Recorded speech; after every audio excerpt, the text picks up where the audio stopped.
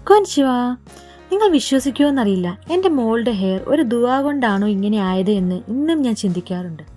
ഇന്ന് അവളുടെ കേളി hair cut ബ്ലോഗാണ്. പക്ഷെ ആദ്യം ഒരു ചെറിയ സ്റ്റോറി ആയാലോ. ഞാൻ കുഞ്ഞായിരിക്കുമ്പോൾ എനിക്കൊരു വലിയ കോംപ്ലക്സ് ഉണ്ടായിരുന്നു. എൻ്റെ തിന്നായിട്ടുള്ള ഹെയർ.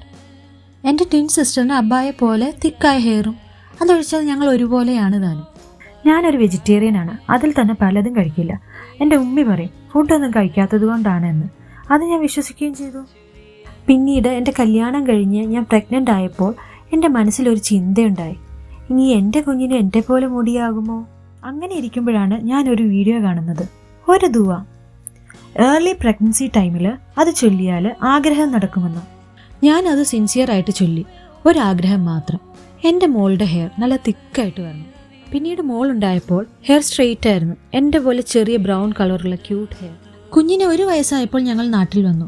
ചൂടുകൊണ്ടാണോ എന്നൊന്നും അറിയില്ല, ഹെയർ കേളിയായി തുടങ്ങി. അപ്പോൾ എല്ലാവരും പറഞ്ഞു മുടി ഒന്ന് കളഞ്ഞു നോക്ക്. ഞങ്ങൾ അതുപോലെ ചെയ്യുകയും ചെയ്തു. പിന്നീട് എന്ത് സംഭവിച്ചു എന്നറിയാമോ? Hair full volume and curls ഉള്ള തലയേക്കാൾ വലിയ മുടി. അപ്പോഴാണ് ഞാൻ ആ ദുആ ഓർത്തത്. ആ ദുആ കൊണ്ടാണോ എന്നൊന്നും എനിക്കറിയില്ല. പലർക്കും പല വിശ്വാസങ്ങളല്ലേ. എന്തായാലും ഞാൻ ഹാപ്പിയായി. എനിവേ, ഇന്നത്തെ ഹെയർ കട്ടിലോട്ട് വരാം. ജപ്പാനിൽ കേളി ഹെയർ ഹാൻഡിൽ ചെയ്യുന്നത് ഈസിയൊന്നുമല്ല. മിക്കവർക്കും സ്ട്രെയിറ്റ് ഹെയർ ആണ്. ChatGPT ആണ് നെപ്പഞ്ചി സജസ്റ്റ് ചെയ്തത്. ഹെയർ കട്ട് നടക്കുന്നതിനിടയിൽ കളറിങ് നടക്കുന്നതുകൊണ്ട് അവൾ ഹാപ്പിയാണ്. She has no tension. ഇതാണ് final look. Thanks to Kiyoko san and നെപ്പഞ്ചി സ്റ്റാഫ്.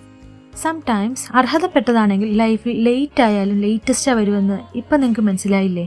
എന്തായാലും ഞാനത് വിശ്വസിക്കുന്നുണ്ട്. ഇത് നിങ്ങൾക്ക് റിലേറ്റബിൾ ആണെങ്കിൽ ലൈക്ക് ചെയ്യാനും ഷെയർ ചെയ്യാനും മറക്കല്ലേ. Follow for more. Tata, bye bye.